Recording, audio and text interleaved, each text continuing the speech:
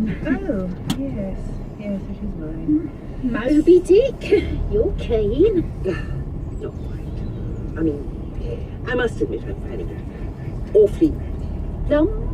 No. Difficult? No. Boring? Much as I'm accustomed to selecting my own adjectives, Susan, yes, it's like wading through treacle. That's when it's good. I find myself questioning whether it's the book or the reader. Are you walking over to the village hall? Yes, I'm going to see this display about the proposed housing development before the meeting. Oh, I'll walk with you. So, Linda, I hear you were one of the recipients of Caroline Sterling's generosity. Go round! Can you not see the dead animal in the road? Oh.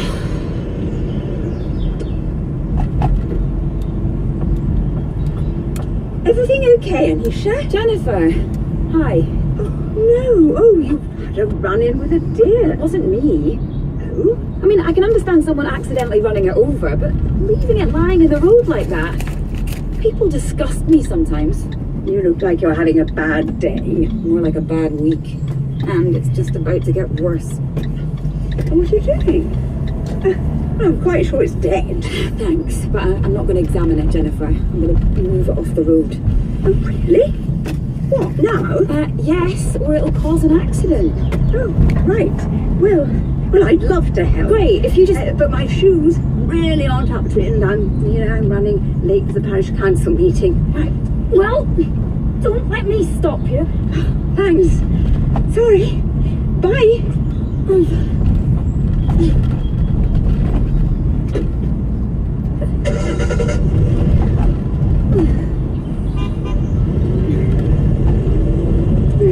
Thanks. Sorry. Bye. Hello. Hey, it's me. You okay? Fine. And where are you? Standing on a roadside, somewhere between you and Borchester, looking into the cold eyes of a dead wild deer. Wow, that's specific. Poor thing's probably been knocked by half a dozen cars as they swerve round it. Is this a good time to arrange meeting up tonight? Oh, could you come to mine? I don't think I want to go out.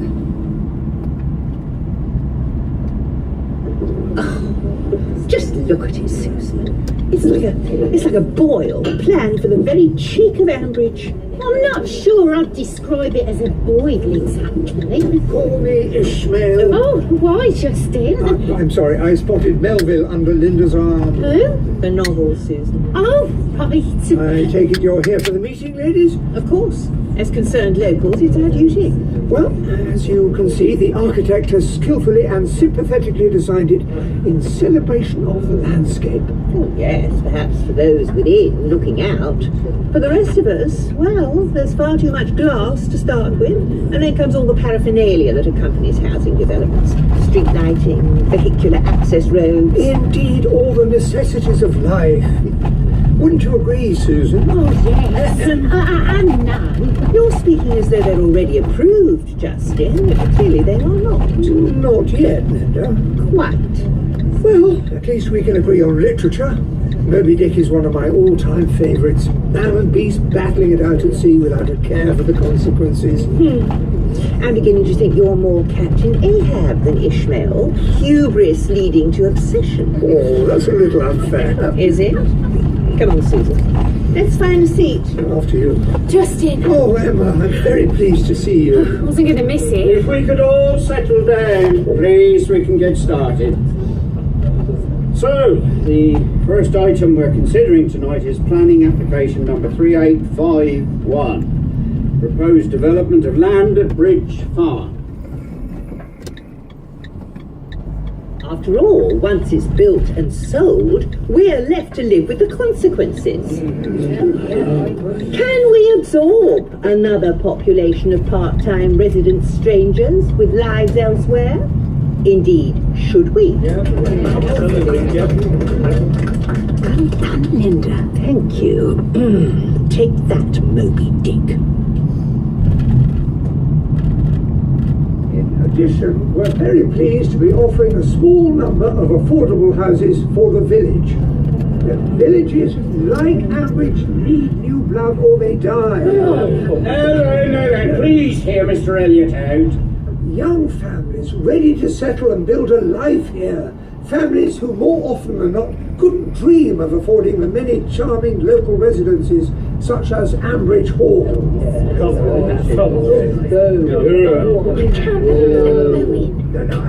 I know some of you have your reservations. I had hoped we might hear from one of these young voices. Yes, but who are they? Thank you, Justin. Go ahead, Jennifer. I have every sympathy for young people trying to make a start in life. But at what cost to us? And perhaps the reason they're not speaking up is because they're not here. And is it really incumbent upon us to house these young families? Especially as my understanding is they'd be from surrounding parishes too. And it's the affordable housing that I'm most concerned about.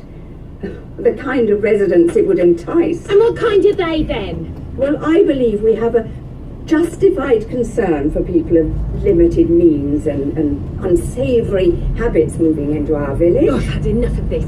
I'm of limited means, Jennifer. Are you talking about me? No, of course not. No, I mean the thuggish riffraff who attended the fete only to cause trouble, and those who turned up at our farm not too long ago to insult the pickers. I don't mean you, Emma. Me and Ed have lived and worked here all our lives. We were born here. Ed works every hour God sends, and I recently took on a third job just so we can afford birthday presents for our kids. There isn't even a sliver of a chance of us having our own home in the village. These affordable houses would be a real chance to give our children a decent life here in Ambridge. It's not wrong to want that. Our children deserve a home here as much as anyone else's. And some of those thugs from the fete, the riff-raff, they were from Grange Spinney and definitely not of limited means.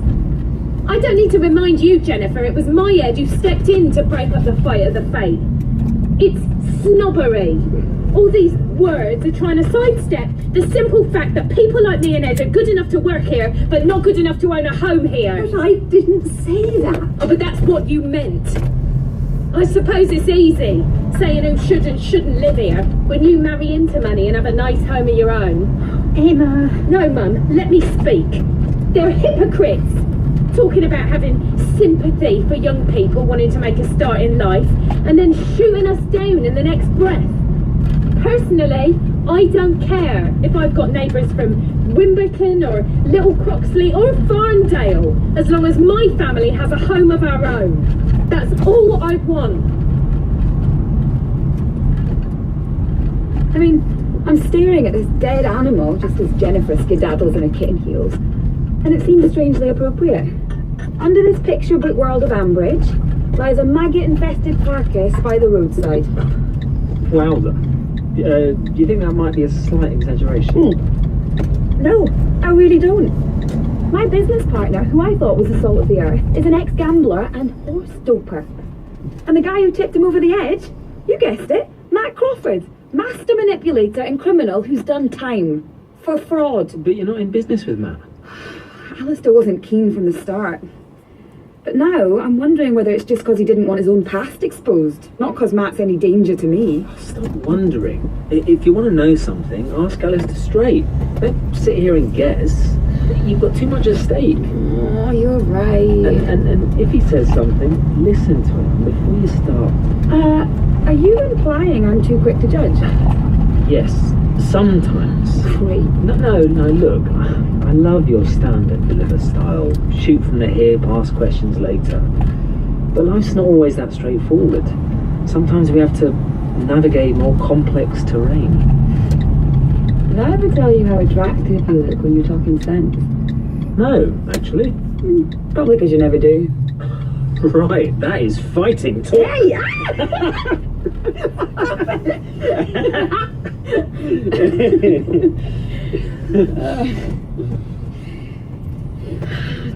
Jokes aside, Rex, I'm heartbroken. I really liked it here. I really liked Alistair. Hey, he's the same man, Nish. You just know more about him. Give him a chance. It can't have been easy fessing up to you, especially when you're angry. Crikey, it's so late. I'm never going to get to sleep tonight. I need to get to work extra early tomorrow. I want to be in and out before I bump into Alistair. Right. You need a distraction. What? You need some action. Oh, I'm really not sure about that. Nisha, watch out for any... Oh, man down! Oh, you need assistance! Yay! I beat you to the top, lightweight. Oh, you know I let you win. It's the decent thing to do, given you're feeling so low. Oh, I believe you. Thousands wouldn't. Better? I gotta hand it to you. Late night run up Lakey Hill with head torches on. That's a first for me. Urbanite. 10 out of 10 in my book. Thanks, fair brother. Completely my pleasure. Look at it. You can see everything in the moonlight. It's beautiful. And not a maggot-infested, rotting carcass in sight. Okay. Maybe I was being a bit melodramatic. But you were right. It is all for me to decide. It's not a perfect situation, but I'm still in control.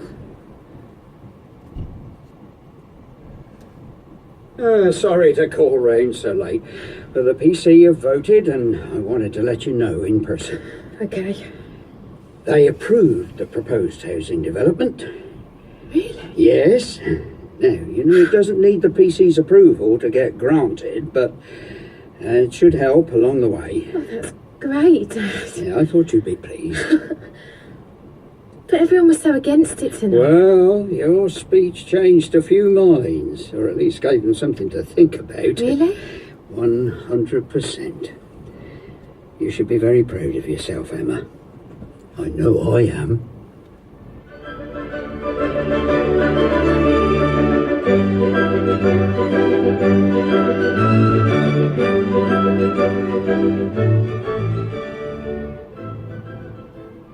Now, if you're a poetry lover, join us on Monday nights here on Radio 4.